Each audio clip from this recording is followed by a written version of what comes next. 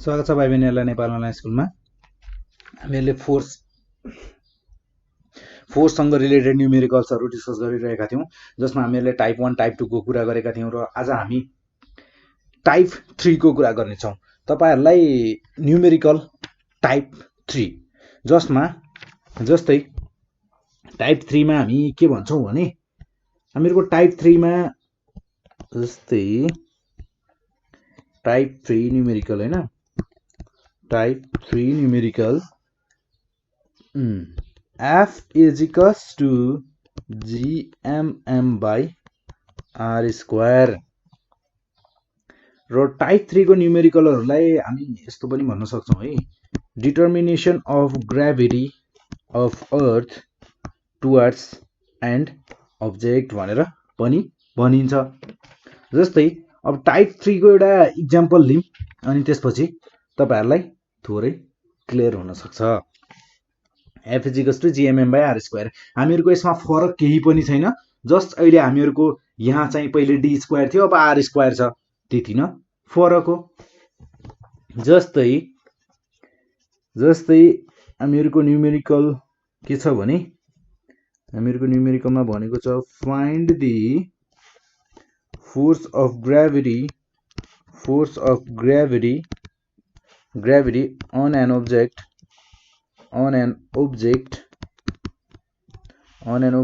of mass 70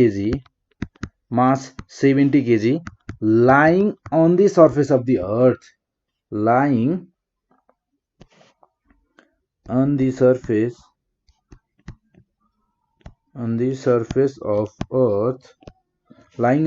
of the earth हाम्रो mass of the earth कति हो? मास अफ द अर्थ हामीलाई given छ यहाँ 6 × 10⁻24 kg। Then radius of earth छ हामीलाई गिवन यहाँ 6.4 × 10⁻6 मिटर एन्ड हामीलाई g को भ्यालु पनि गिवन छ 6.67 × 10⁻11 newton metre square per kg square. अब हामीलाई यो क्वेशनमा चाहिँ g को भ्यालु गिवन छ, तर के हुन्छ भने तपाईहरुलाई g को भ्यालु यदि गिवन छैन भने पनि तपाईहरुले आफैले बुझ्नु पर्ने हुन्छ, तपाईहरुले याद गरेको हुनुपर्ने हुन्छ है। किन भन्दा कुनै क्वेशनमा कहिलेकाहीँ तपाईहरुलाई g को भ्यालु गिवन नहुन पनि सक्छ, त्यो तपाईहरुले आफैले थाहा पाउनु पर्ने कुरा पनि हो। त्यही भएर त्यसमा यदि गिवन छैन भने पनि आत्तिनु पर्ने कुरा छैन। अब जस्तै यो क्वेशनले भने अनुसार जस्तै हामीहरुको क्वेशनले के भनेको छ त, एउटा पृथ्वी छ र त्यसको सर्फेसमा, यो पृथ्वीको सर्फेसमा एउटा मास छ जसको मास छ हामीहरुको 70 केजी छ, जसको मास 70 केजी छ, त्यो सर्फेसमा राखिएको छ र त्यो सर्फेसमा भएको अब्जेक्ट र त्यो पृथ्वीको बीचको फोर्स अफ ग्राभिटी कति छ, यानी कि फोर्स अफ ग्राभिटी f कति छ त्यो क्याल्कुलेट गर भन्छ। नर्मली यो क्याल्कुलेट गर्ने भनेको हामीहरुको जस्तै अघि हामीहरुले f = gmm by r square गरेर d स्क्वायर बाइ गरेर गरेको सेम कुरा हो, जस्ट हामीहरुको यसमा अब अर्थ भएको कारणले गर्दा रेडियसको कुरा गरेको छ। जसलाई अर्थ र रेडियसको कुरा गरिएको छ भने d स्क्वायर को ठाउँमा r लेखिन्छ, क्यापिटल R लेख्ने गरिन्छ, जसलाई चाहिँ रेडियस अफ अर्थ भनेर भनिन्छ, त्यति नै फरक हो। देन जस्तै हामीहरुलाई यसमा अब गिवन के छ त, फर्स्ट अफ अल हामी गिवन लेख्छौं। गिवन भनेको हामीहरुलाई यसमा मास अफ अर्थलाई भनौं हामी m, ल मैले m1 भने, मास अफ अर्थलाई m1 भने, जसको मास चाहिँ हामीहरुको 6 × 10⁻24 केजी। देन हामीहरुको मास अफ अब्जेक्ट छ, मास अफ अब्जेक्ट हामीहरुको मैले यसलाई भने m2, जसको मास अफ अब्जेक्ट हामीहरुको कति छ त 70 केजी छ। Then r radius of earth, र रेडियस अफ अर्थलाई भने मैले क्यापिटल R। देन यो छ हामीहरुको 6.4 × 10⁻6 6.4 × 10⁻6 meter। 10⁶ मिटर। देन हामीहरूलाई g को भ्यालु पनि गिभन छ, gravitational constant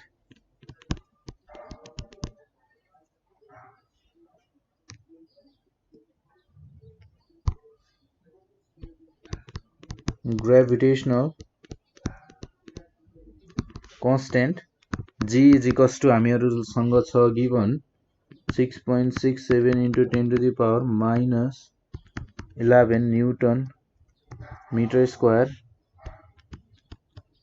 for kg square, newton metre square per kg square.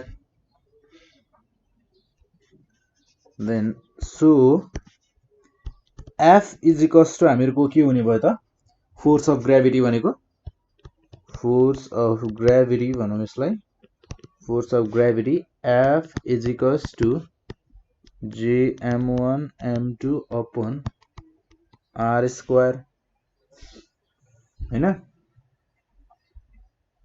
Then यहाँ हुने भयो हामीहरूको 6.67 into 10⁻11।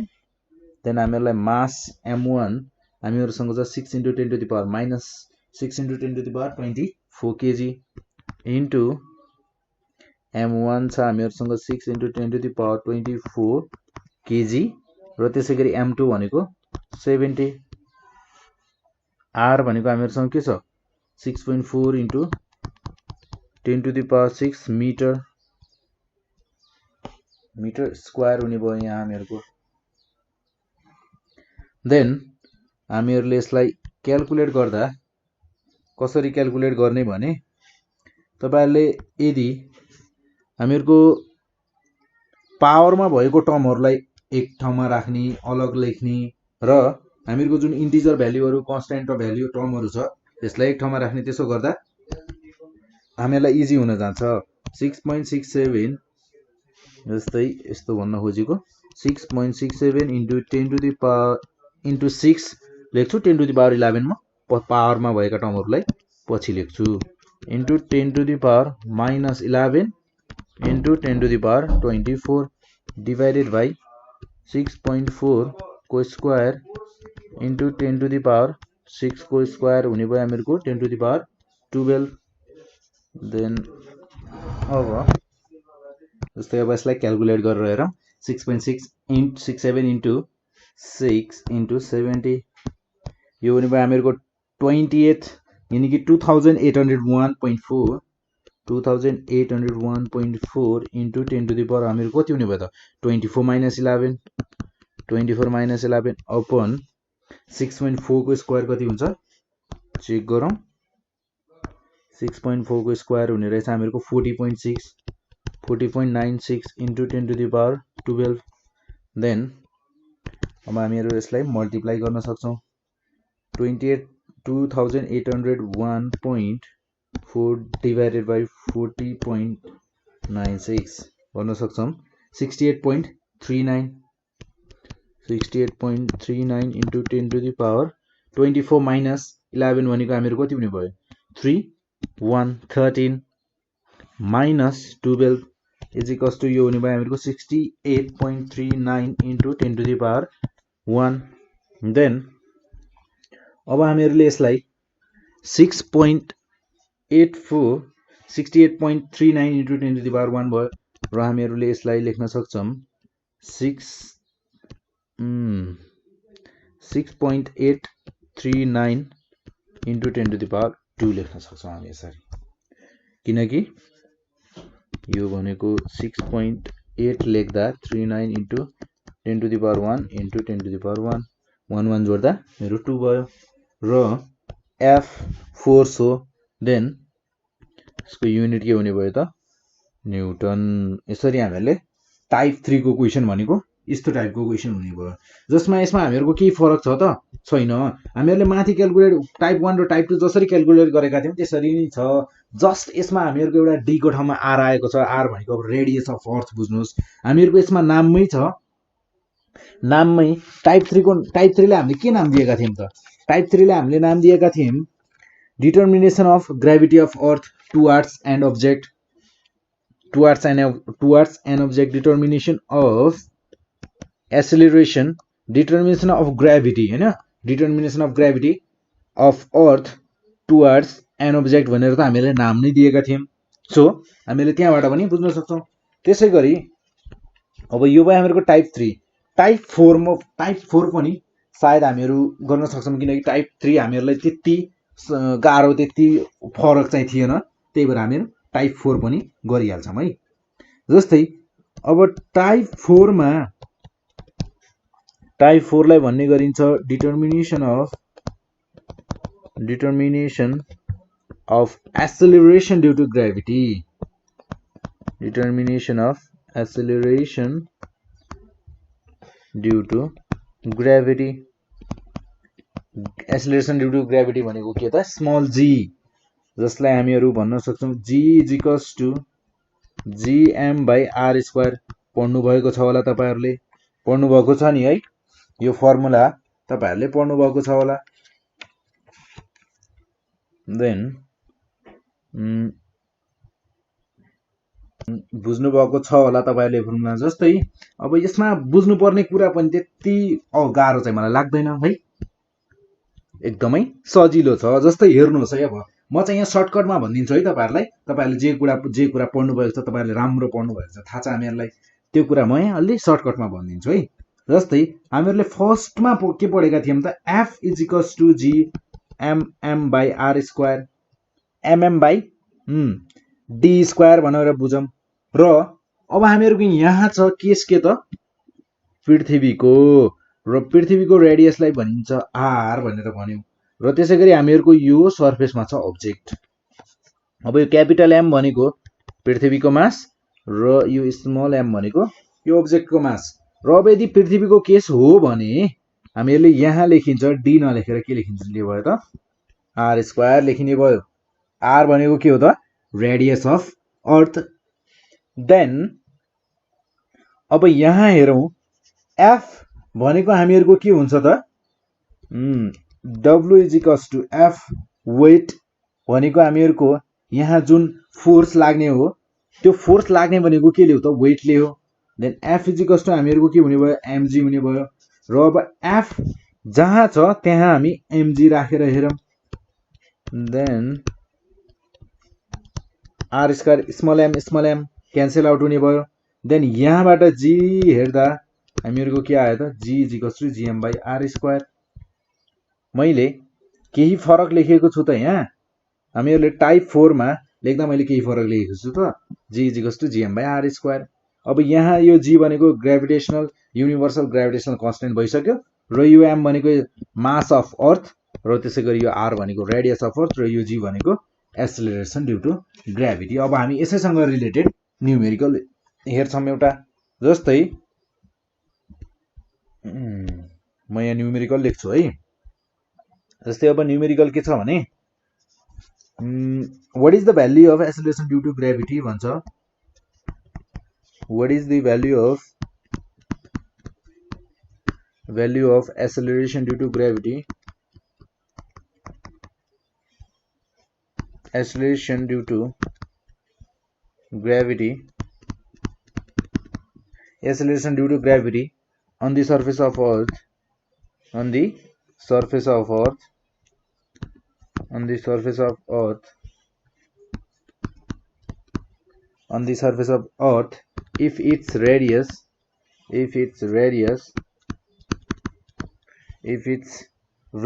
and mass are, radius and mass are 54 kilometer and 610 to the power 24 kg, 610 to the power 24 kg respectively भनेर भन्छ। हामीहरुको acceleration due to gravity पृथ्वीको सरफेसमा कति होला भनेर सोधेको छ हामीहरुलाई, र हामीहरुलाई यहाँ दिएको छ, हामीहरुलाई यहाँ रेडियस अफ अर्थ दिएको छ, र त्यसैगरी मास अफ अर्थ दिएको छ, अनि हामीहरुलाई भन्छ acceleration due to gravity on the surface of earth कति होला क्याल्कुलेट गर भनेर भन्छ। र हामी यहाँ लेख्छौं, गिवन हामीहरुलाई यहाँ के छ त, mass of earth mass of earth m is equals to हामीलाई गिभन छ 6 × 10 to the power 24 kg र त्यसै गरी हामीलाई यहाँ रेडियस अफ अर्थ पनि गिभन छ रेडियस अफ अर्थ r भनेको हामीहरुको यहाँ गिभन छ हामीलाई 6400 यानी कि 6400 किलोमिटर which means हामीहरुले यसलाई के गर्छौं त मिटरमा लान्छौं हामीहरुको standard युनिटमा 6400 into 10 to the power 3 meter then अरु हामीलाई के गिभन छ त र अर्को कुरा हामीलाई थाहा भनेको यहाँ g छ g भनेको युनिभर्सल कांस्टेन्ट